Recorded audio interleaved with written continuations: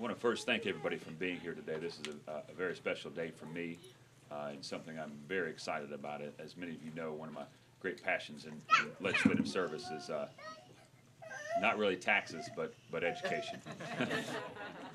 I don't mind talking about taxes, but this is the one that actually, when I go to sleep at night, I can feel good about.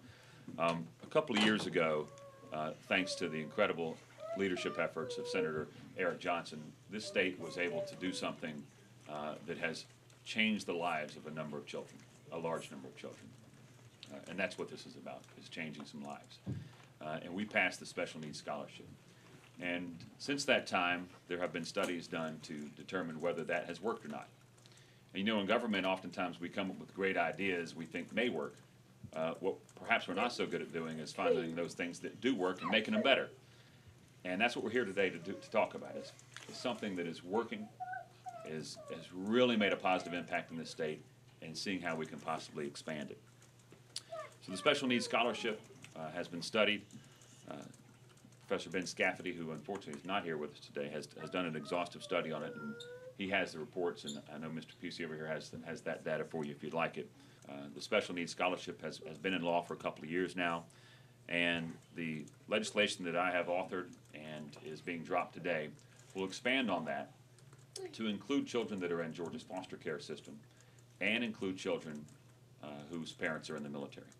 And we think that is a logical next step in providing this incredible opportunity to the students of Georgia so that their parents and those students can determine the best educational setting for them. I think even the critics of the original legislation would have to agree this works. Those of us who supported it knew it would work, but this works. And now we're going to try to make it even better.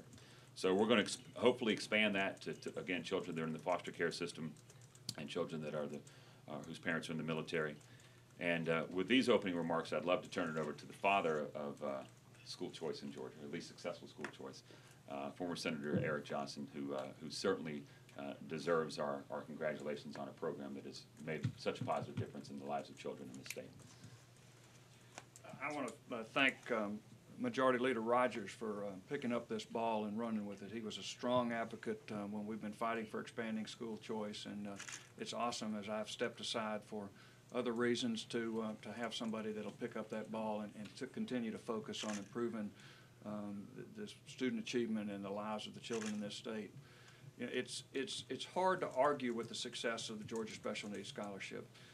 As Senator Rogers mentioned, there was a lot of opposition. This was going to decimate school systems. It was Chicken Little, the sky was going to fall.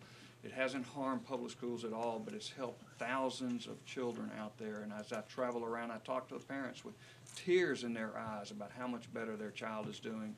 And those that have moved on into a private school environment have done so because that's what's good for their children. But even those that stayed behind in public schools say they are getting better services and better attention because they have the option to leave. In the 21st century, we have got to personalize education. You know, every child needs to be in the best environment for them. And any of the parents out there that have multiple children know every child is different. I've talked to parents that homeschool one, have one in public school, and have one in private school. Every child is different. Our public schools, unfortunately, are an 8-track tape player in an iPod world.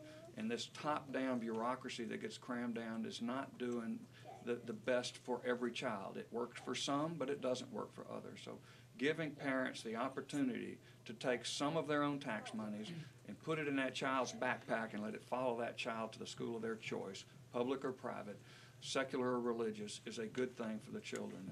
And as we move forward with trying to create jobs, let's always remember that good schools equal good jobs. And I'm proud of Senator Rogers and his efforts to move SB 10 into the next level. One other slight change, because we're moving beyond the Special Needs Scholarship, we're actually changing the whole title, and I hope Senator Johnson's okay with this. It would now be called Early Hope, because that's exactly what we're providing, is early hope for these students.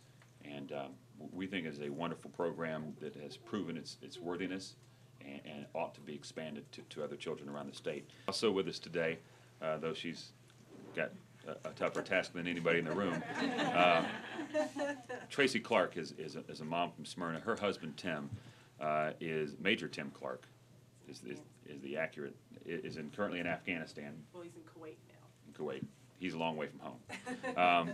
But she is here and would like to say a few words, and her 3-year-old triplets, Sean, Elizabeth, and Caroline, and her, I was told her 5-year-old, a whole handful of age now. Her name's not on the list here. Grace, I'm sorry. Here, there it is, Grace, are with her today, so we'd like to bring up Tracy Clark.